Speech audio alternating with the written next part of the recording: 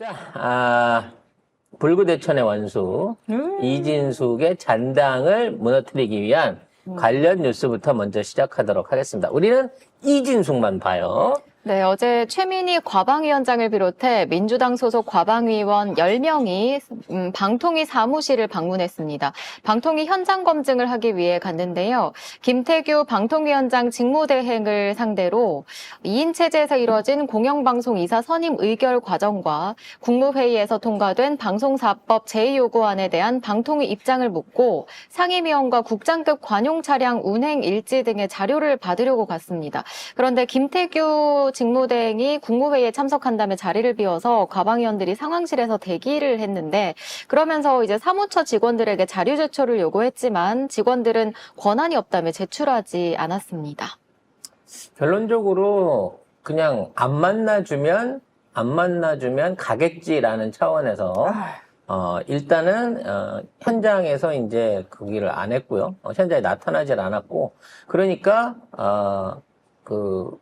일단 있는 직원들이라도 불러갖고 물어보겠다고 회의실을 내놓으라 그러니까 회의를 도저히 할 수 없는 공간을 내주면서 거기서 기다리게 했다는 겁니다. 그래서 나중에 회의실이 없으면 상황실로라도 가자 그래서 상황실에 가 있었더니 이 사람들이 쉽게 갈 일이 아니구나라고 뒤늦게 나타났다는 거죠.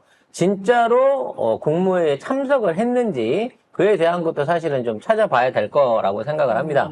그래서 관련해서 이번 2인위원회의 의결 자체를 증명할 수 있는 내용을 내놔보라 그랬어요, 기본적으로. 1시간 반 동안 80여 명의 후보자들을 검증을 하고 그 사람들을 말하자면 표결을 통해 갖고 했다고 하니 회의록이 있으면 회의록을 내놔보고 그와 관련된 투표를 했으면 투표에 관련된 결과표를 내놔라 라고 요구를 했는데 투표 용지만 보여주고 그러니까 쭉 명단만 보여준 거죠. 네. 깨끗한 빈 명단만 보여주고 다른 자료는 줄 수 없다라고 통을 쳤다는 거죠. 근데 없을 수밖에 없는 게 안 했으니까. 3명을 1시간 반 동안이면 사실 한 명당 1분인데 그렇죠. 낸 자료도 제대로 못 봤을 텐데. 1분이면 아마 이름이라든지 양력 자체를 제대로 확인할 시간도 안 됐을 거예요. 그리고 가장 중요한 건 어제도 말씀을 드렸습니다만 5명이 있으면 최소 3명 이상이 와야 말하자면 성원이 되는 거고 성원이 안 되는 상태에서 회의를 진행하는 일단 원천무효예요. 두 번째는 뭐냐면 만일에 둘이서 회의를 한다고 하면 이 참석하지 않았던 3사람은 찬성이 아니라 기권 내지는 부결표가 되기 때문에 둘이서 내린 결정으로 부재자 3명이 내린 결정을 이길 수 없다는 겁니다. 그리고 가장 결정적인 거 인사에 관련된 내용을 토론을 하고 거기에 따라서 표결을 했다고 하는데 그에 대한 일체의 자료가 남아있지 않다는 거죠. 토론 자료도 표결 자료도. 근데 얘네가 하는 거 보면 거기 와갖고 계속 그렇게 얘기를 했거든요. 둘이서 의견을 얘기를 해봐서 의견에 동의가 되면 통과, 동의가 안 되면 이제 보류 이런 식으로 해갖고 사람들을 뽑았다는 거야. 그래서 이런 식으로 사람을 뽑았다 그러면 어떤 사람한테는 동의를 같이 두 사람이 동의를 했고 그럼 왜 동의를 했는지 어떤 사람은 부결의 의견으로 했으면 이진숙이 부결을 내렸는지 김태규가 부결을 내렸는지 거기에 대한 기록이라도 남아 있어야 돼요. 왜냐면 그 사람이 부결해서 떨어뜨린 거니까. 근데 이런 기록조차도 전혀 내놓질 않았다는 거죠. 그래 놓고 이 자세를 취하고 앉아가지고 아니 10명 넘게 수십 명씩 때로 몰려와가지고 이거 협박하는 겁니까? 이래 가면서 정말 양아치 같은 짓거리를 장관급의 방통위원장의 대리란 놈이 하고 있었다는 거죠.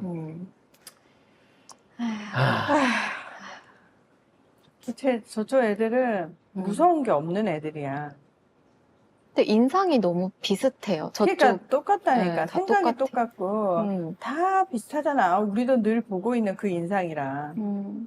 일단 민주당이 9일에 방송장악 청문회를 열고 공영방송 이사 임명과정 불법성을 재차 검증할 계획이긴 하거든요. 근데 이제 증인으로 채택을 했어요, 이 김태규를. 근데 김태규 직무대행은 절차와 형식의 미흡으로 정당한 소환이라 보기 어렵다며 불출석 사유서를 제출했습니다.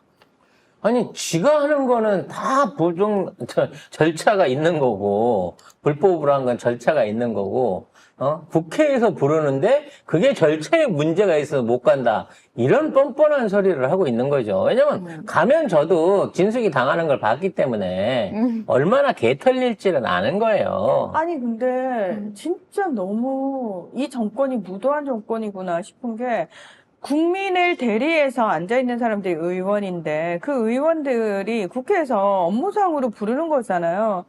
아, 난 못 가. 그리고 걔들이 오면, 야, 니들 깡패처럼 몰려가서 뭐 하는 거야? 이런 식으로 한다는 것 자체가 얘들은 기본적으로 국민을 염두에 두고 그 자리에 앉아있는 게 아니다. 그리고 얘들이 향한 시선은 국민들을 향해서가 아니라 철저하게 지를 그 자리에 꽂아준 사람들을 위한 충성만을 하고 있다. 이게 너무 명확하잖아요. 김태규가 절차와 형식의 미흡이라고 했는데 그걸 본인이 할 자격이 되는지도 전 의문이에요. 그러니까 그 지금 둘이서 딸랑딸랑한 그 과정은 과연 그 절차와 원칙이 제대로 지켜진 건지.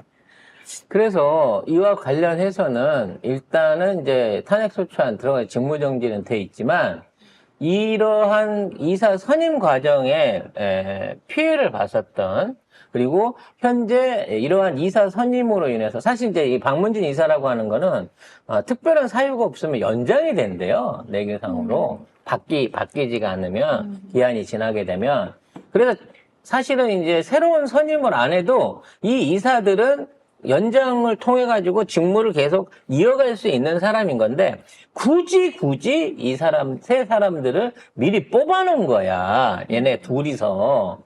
그래서 이렇게 해서 이사직을 그만둬야 돼. 임기가 다 되는 임원들과 그 다음에 이사직에 지원을 했으나 특별한 검증 없이 떨어졌던 후보자들이 모두 다 현재 가처분과 행정소송을 제기해 놓고 있습니다. 네, 보시면은 토론과 합의가 실종된 기습된 임명인데 검증에 구멍이 곳곳에 있습니다. 일단 이틀 전 공지라는 회의 규칙을 어긴 것부터 자체가 검증을 잘못했다는 게 되는 거고 그리고 앞서 말씀드렸듯이 83명을 1시간 반 동안 심사를 해서 검증을 했고요. 그리고 토론도 없이 두 위원회 투표로만 뽑았는데 근데 현행법상 구체적인 의결 절차와 심의 요건이 규정돼 있지는 않다고요. 그래서 그쪽 입장에서 이제 최소한의 적법성은 확보했다 이런 반박을 하고 있거든요. 적법성은 5명 언제나 말씀드리지만 5명 정원에 2명이서 회의를 했다는 게 적법이 안 되는 거예요. 최소한 3명은 됐어야 된다는 거지. 그래서 이 부분에 대한 거는 어제도 말씀드렸다시피 헌법재판소에서도 정족수는 무조건 채워요. 정족수 없이 이루어지는 회의와 표결은 있을 수가 없는 겁니다. 그래서 이와 관련된 내용은 헌법재판소에서 어떤 형태로든지 부결을 받을 가능성이 높습니다. 대법관들이 미치지 않았으면요. 미치지 않았을까요? 네. 미쳤다 그러면 이 미친 새끼들 다 바꿔버려야 되겠죠. 정신감정을 해서요. 근데 지금 이게 얼마나 허술하게 이루어진 건지 여러 가지 증거들이 계속해서 나오고 있어요. 가장 대표적인 거는 83명 고르는 가운데 이력서를 봤잖아. 네. 근데 김건희처럼 허위 이력을 작성한 사람들이 있었다는 거지. 김동률 교수. 네. 그 사람 같은 경우에는 자기가 뭐 EBS, KBS, 뭐 SBS 이런 데 다 시청자 위원이다. 이러고 써놨어, 현직으로. 근데 EBS만 현직이고 나머지는 전직인 거야. 그러니까 이 자체가 사실은 검증 과정에서 거짓인데 검증이 안 된 거거든. 이거 하나만으로 검증에 대한 이력에 대한 제대로 된 조사가 없었다라고 하는 부분을 얘기를 할 수 있는 겁니다. 마찬가지로 이와 관련해서 떨어졌던 사람들 입장에서는 부적격자가 합격을 했는데 그러면 나는 왜 떨어졌느냐에 대한 명확한 이유, 평가 기준을 요구할 수 있는 거예요. 네. 왜냐면 이거는 대한민국에 존재하고 있는 평등권하고 똑같은 겁니다. 똑같은 기회의 균등을 받아야 되거든. 그럼 저 사람은 뽑혔고 나는 떨어진 데 대해서 왜 떨어졌는지에 대한 명확한 원인을 요구할 수 있어야 돼. 지금 있는 2인 위원회는 절대 그걸 할 수 없다는 거죠.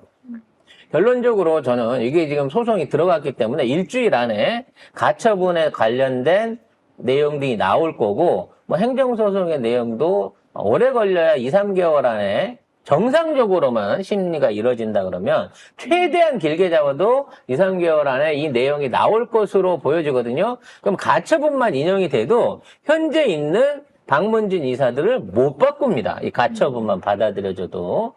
제발 법원이 그렇게만 해주기만 해도 일단 탄핵이 되든 안 되든지 간에 일단 이준석이 해놨던 거는 백지로 돌릴 수 있는 기회가 있다는 거죠.